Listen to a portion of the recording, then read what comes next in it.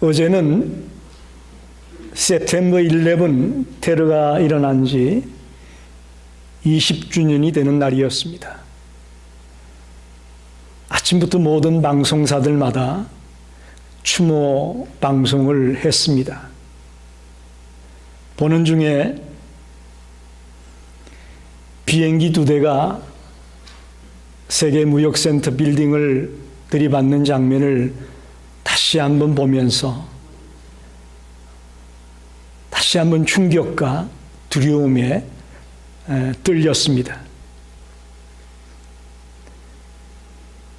지금도 전 세계는 공포의 시대에 처해 있다고 볼 수 있습니다. 테러의 공포만 있는 것이 아니고 지금은 바이러스의 공포도 있습니다. 우리 모두를 두렵게 하는 그런 시대에 우리가 살고 있습니다. 식당에 가서 밥을 먹어도 안심하고 먹을 수가 없습니다. 그죠? 마스크를 쓰고 들어간다고 하지만 먹을 때는 벗어야 될 거 아니에요? 도대체 이게 잘 먹는 건지 안 먹는 건지, 괜히 여기 먹으러 나왔는지, 식당에 가도 공포, 사람을 만나도 공포, 두려움의 시대에 우리가 지금 처해 있습니다.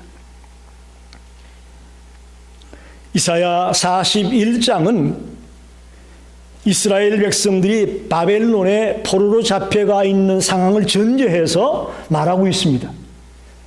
다시 말하면 지금 이스라엘 백성은 바벨론의 포로로 잡혀가 있습니다.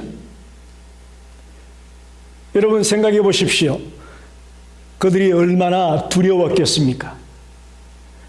특별히 하나님의 택한 백성이라는 생각을 가지고 있었던 그들이 이제 하나님께서 자기들을 버렸다라는 생각, 하나님이 우리를 버렸구나라는 생각, 그 엄청난 두려움이 그들에게 있었을 것입니다.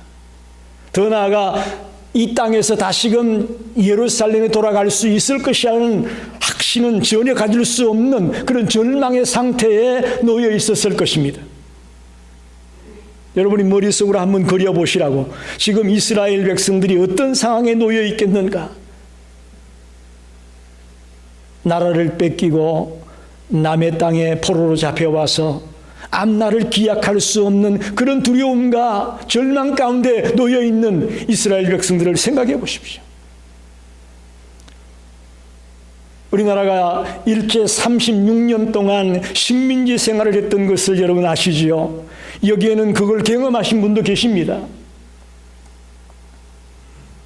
경험하신 분들의 이야기를 들어보면 지옥 같았다라고 말합니다. 그 식민지의 삶이 지옥과도 같았다. 구약의 이스라엘 백성들이 당하고 있는 지금의 상황이 바로 그와 같았을 것입니다. 그런 그들에게 하나님은 하나님과 이스라엘 백성의 관계가 특별한 관계임을 일러주면서 실망하지 말아라, 낙심하지 말아라, 이렇게 일러주고 있습니다. 너희들이 나에게 버림받은 것이 아니다. 내가 너희들을 잊어버리지 않았다. 그러니 너희들 실망하지 마.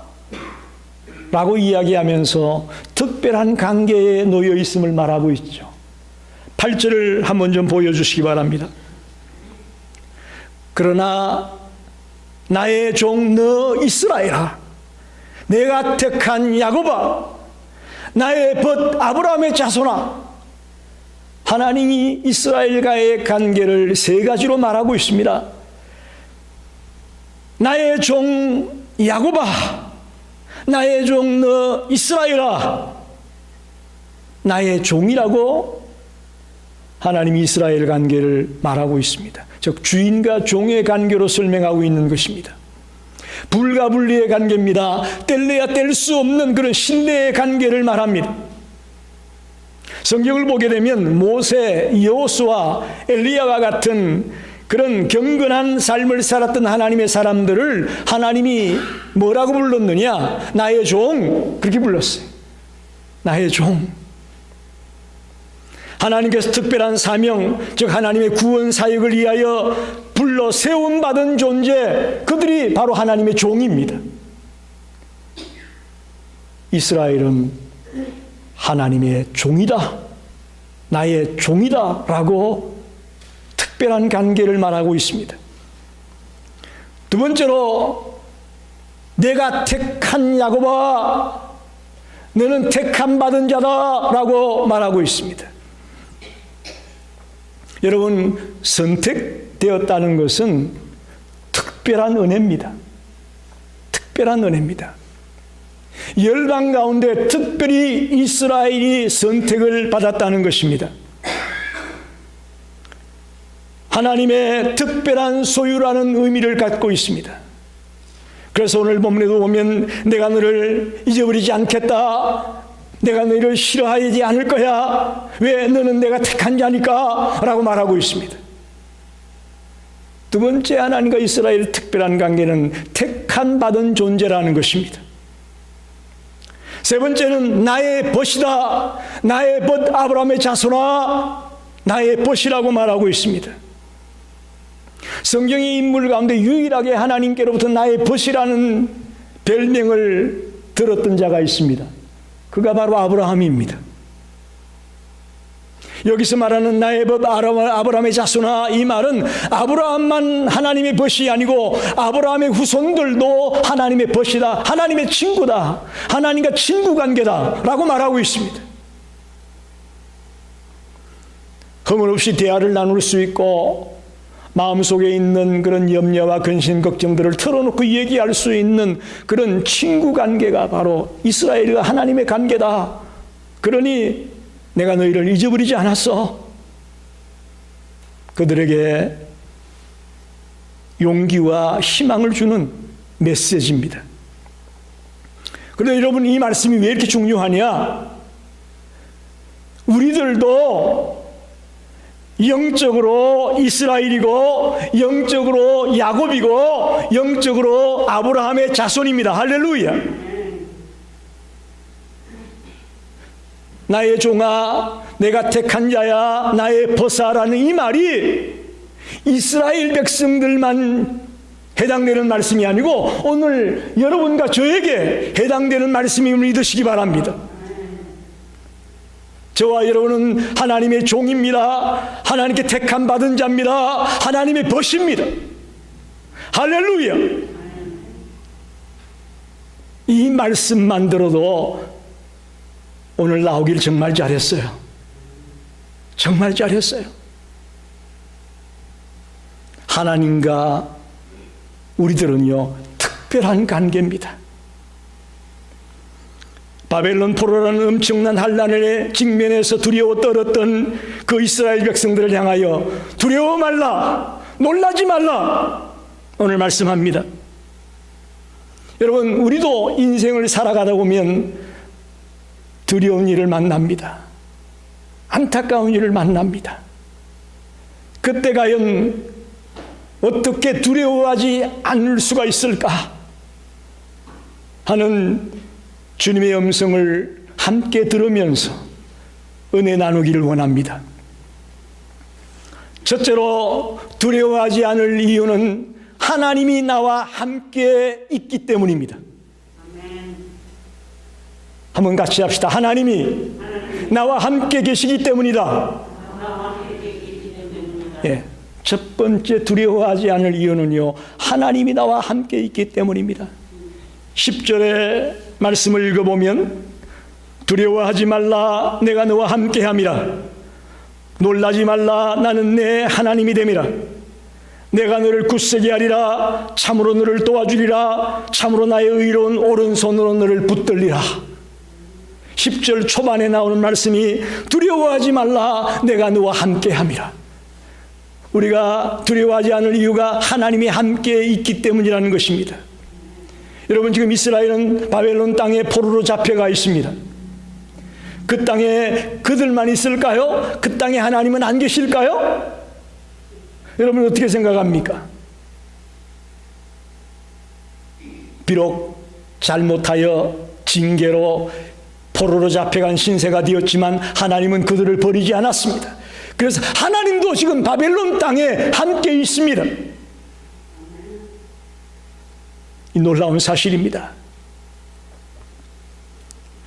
우리들의 고난의 현장에, 우리들의 그 아픔의 순간에 하나님은 저 멀리 계신 것이 아니에요.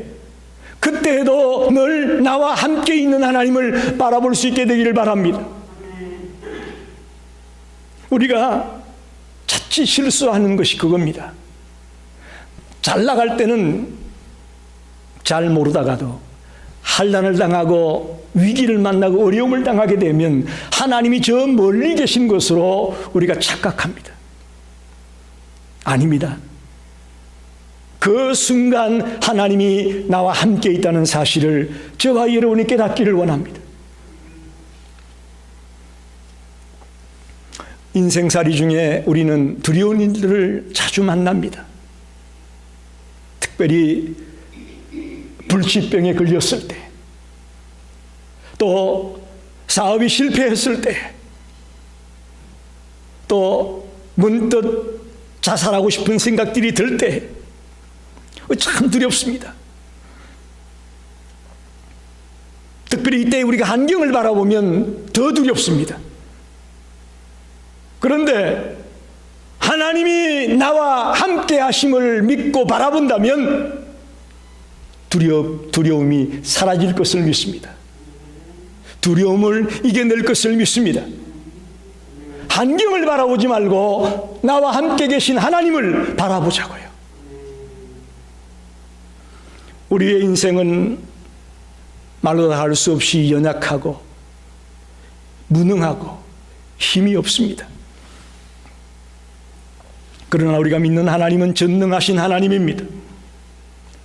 모든 만물을 창조하시고 다스리시는 하나님입니다. 이 위대한 하나님이 나와 함께 계심을 믿을 때에 우리는 용기가 생기고 힘이 생길 수밖에 없습니다. 여러분, 말로만 하나님이 나와 함께 계시다라고 말하지 마시고요, 하나님이 나와 함께 하심을 믿으십시오. 이게 문제입니다. 성경을 보면서 읽는 것은 잘해요. 근데 이걸 믿지 못해요. 이걸 나에게 적용을 못 시켜요. 하나님이 나와 함께 있다는 것을 믿어야 됩니다. 지금 여러분 옆자리에 하나님이 같이 앉아있음을 믿어야 돼요. 봐야 돼요. 그걸 못 보니까 우리가 문제가 생길 때마다 쓰러지는 거죠. 넘어지는 거죠. 어떤 환난을 만나도, 어떤 위기의 순간을 만나도 두려워할 이유가 없습니다. 왜? 그 자리에 나만 있는 것이 아니고 하나님이 같이 있기 때문이죠. 그래서 첫 번째 두려워하지 않을 이유는 하나님이 함께 계시기 때문입니다. 두 번째 두려워하지 않을 이유는 하나님이 우리의 하나님이기 때문입니다. 하나님이 나의 하나님이기 때문에 그렇습니다. 한번 따라 합시다. 전능하신 하나님이 나의 하나님이기 때문이다. 여기 10절 중반에 보면 놀라지 말라. 나는 내 하나님이 됨이니라. 내 하나님, 너의 하나님, 그런 말이에요. 나는 너의 하나님이다. 여기서 이 하나님은 히브리어로 엘로힘, 지난번에 말씀드렸죠. 창세기 1장 1절에 태초에 하나님이 천지를 창조하시니라. 이 하나님, 이게 엘로힘이라고 그랬죠. 오늘 본문에도 나는 내 하나님이라, 여기서 내 하나님, 이게 엘로힘이라는 히브리어로 표현되고 있습니다. 이건 전지 만물을 창조하신 전능하신 하나님을 일컬을 때 이 단어를 씁니다. 하나님은 전능하시고 근세와 위엄을 가지신 분을 보여줄 때에 엘로힘이라는 말로 하나님을 표현하고 있습니다. 고통과 고난이 올지라도 전능하신 하나님이 나의 하나님이 되신다면 두려울 게 없습니다. 두려울 게 없습니다. 그분이 고난을 이길 힘을 얼마든지 우리에게 주실 것을 믿습니다. 여러분, 조심하십시오. 우리가 주님을 믿는다고 고난이 없다고 성경은 말하지 않습니다.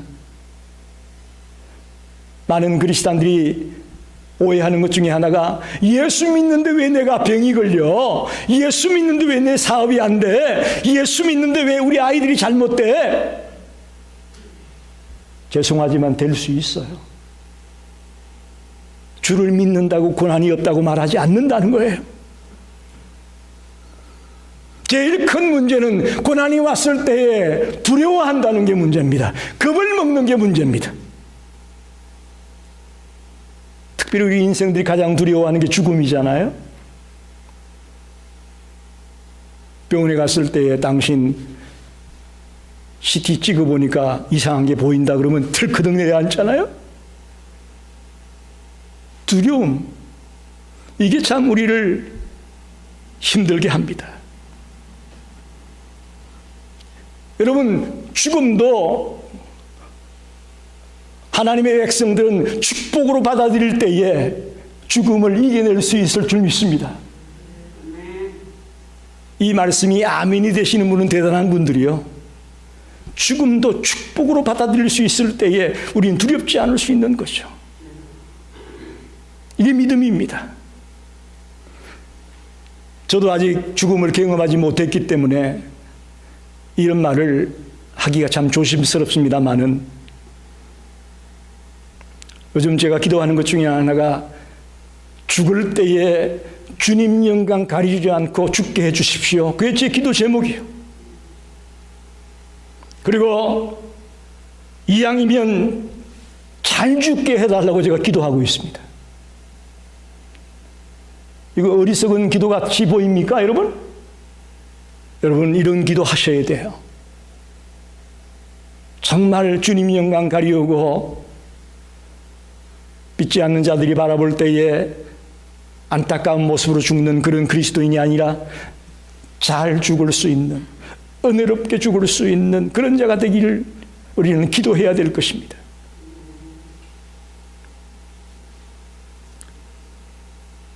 지난 금요일 날 ABC 방송 뉴스에 이런 뉴스가 있었습니다. 휴스턴 텍사스에서 한 어머니가 1살짜리 아이를 태양이 내리쬐는 그 차 안에 두고 나왔다가 아이가 죽었어요. 그래서 나중에 엄마 보고 왜 그랬냐 물어보니까 엄마는 아기를 어린이집에 맡긴 걸로 착각했다는 거예요. 더 놀라운 것은 올 한 해 52명의 아이들이 땡볕 태양이 내리쬐는 차 안에 있다가 죽었다는 거예요. 여러분, 인간 부모는 전능하지 않습니다. 인간 부모는 문제가 많이 있을 수 있습니다. 그러나 우리가 믿는 여호와 하나님은 전능하십니다. 할렐루야. 전능하십니다.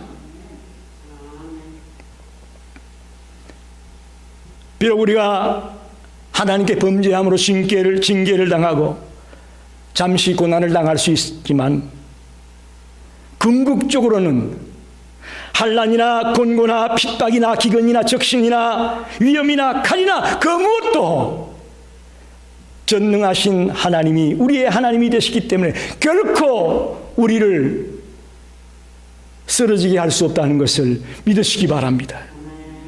결코 우리를 넘어지게 할 수 없습니다. 왜? 전능하신 하나님이 나의 하나님이기 때문에요.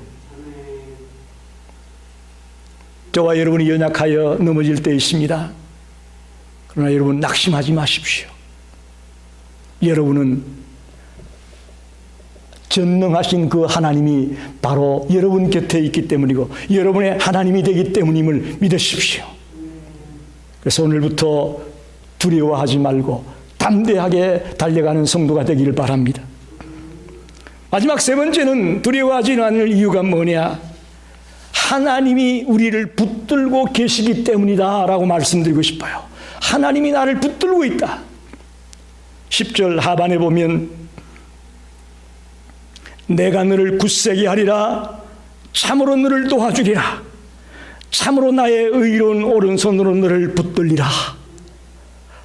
아멘. 하나님의 말씀입니다. 하나님의 말씀이에요. 내가 너를 굳세게 하리라. 내가 너를 도와주리라. 내가 너를 붙들리라. 아멘입니다. 여러분, 이 말씀을 믿습니까? 우리는 하나님이 이렇게 이야기하는데 못 믿어요. 죄송하지만 못 믿어요. 입술로는 믿는다 하지만 막상 이렇게 하나님의 말씀이 주어졌음에도 우리가 믿지 못한다는 거예요. 내가 너를 굳세게 하리라. 내가 너를 도와주리라. 내가 너를 붙들리라. 이렇게 3번이나 연달아 우리를 붙들어 주겠다고 도와주겠다고 말씀하는데도 우리는 못 믿어요. 이게 문제예요. 이게 문제예요. 어쩌면 그동안 너무 속아서만 살아가지고 우리가 못 믿는지 모르겠습니다만은, 여러분, 인간의 말이 아닙니다.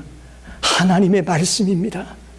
하나님이 얼마나 답답하면 3번이나 이렇게 내가 너를 도와주겠다, 내가 너를 붙들어 주겠다, 내가 너를 굳세게 할 거야, 이렇게 얘기하고 있어요.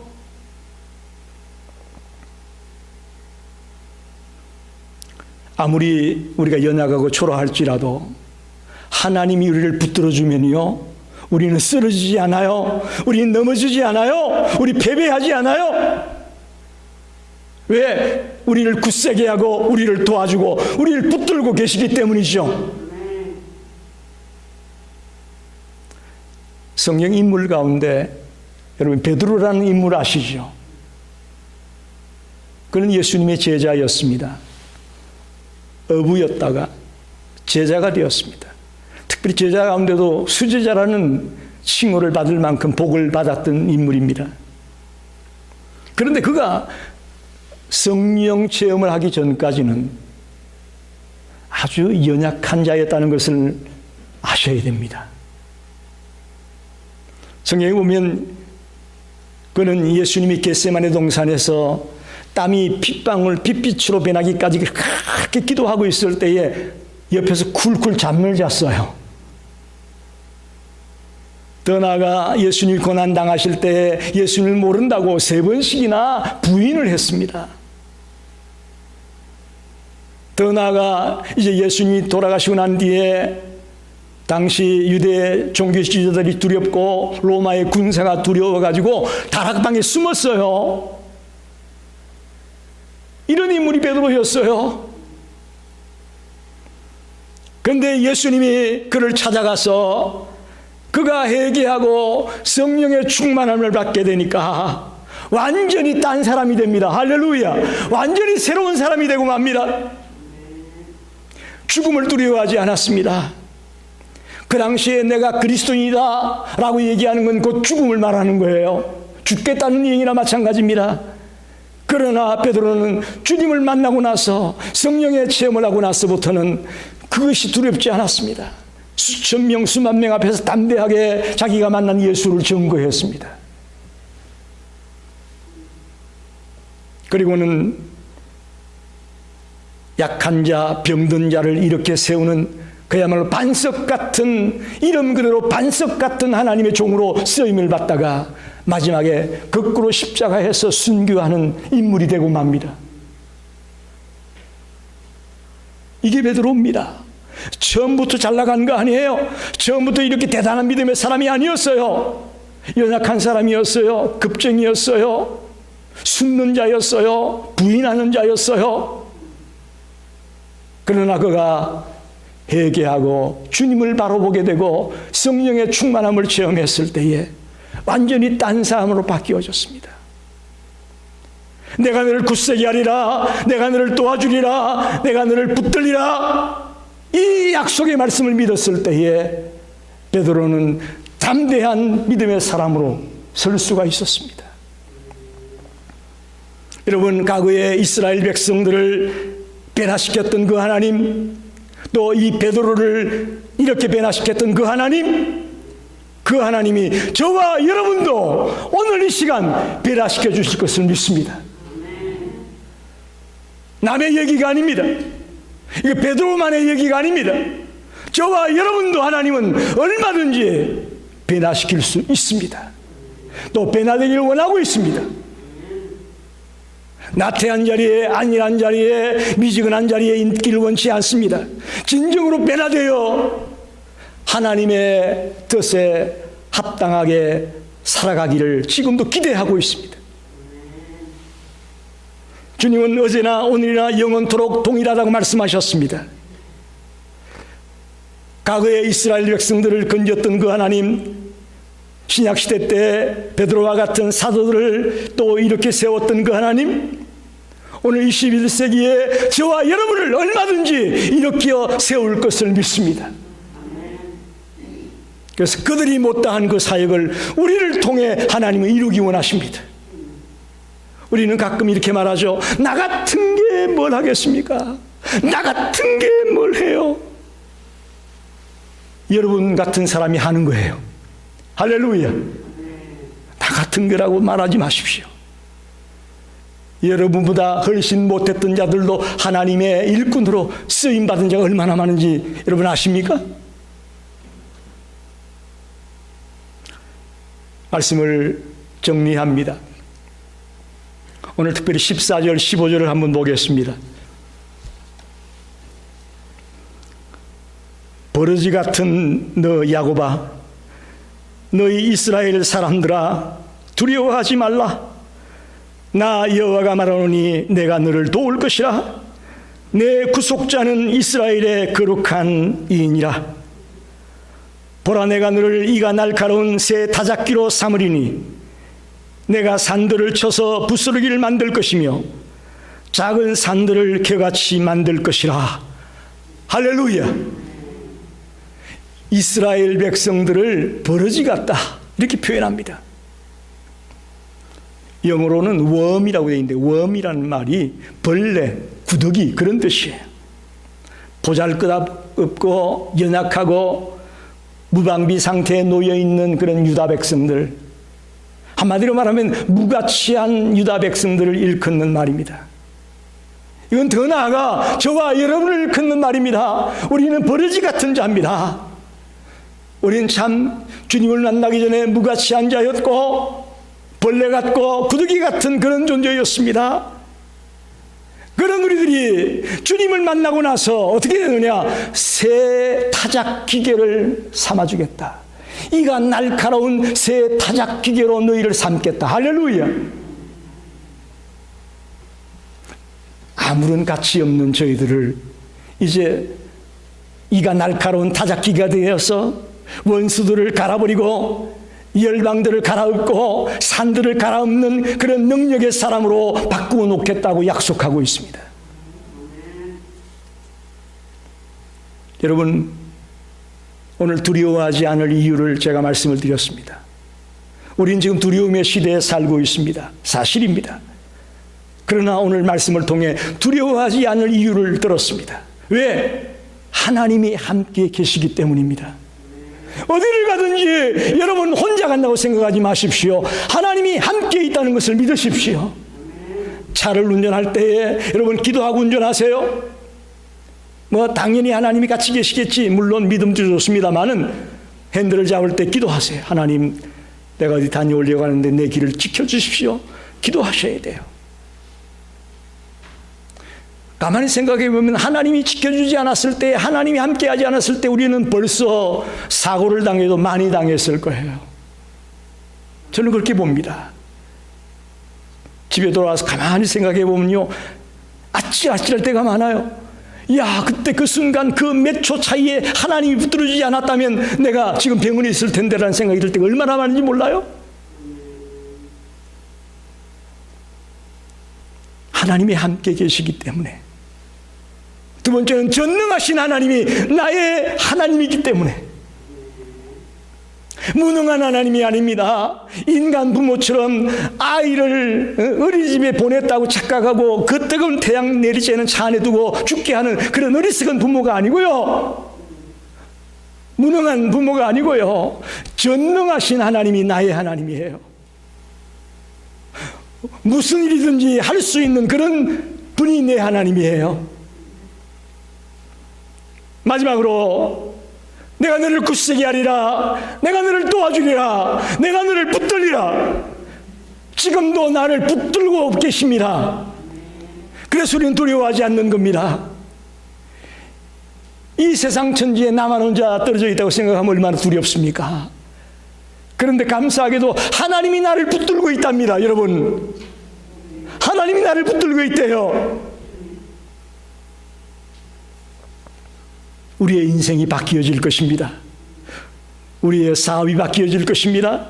우리의 직장이 바뀌어질 것입니다. 우리의 가정이 바뀌어질 것입니다. 우리의 생애가 바뀌어질 것입니다.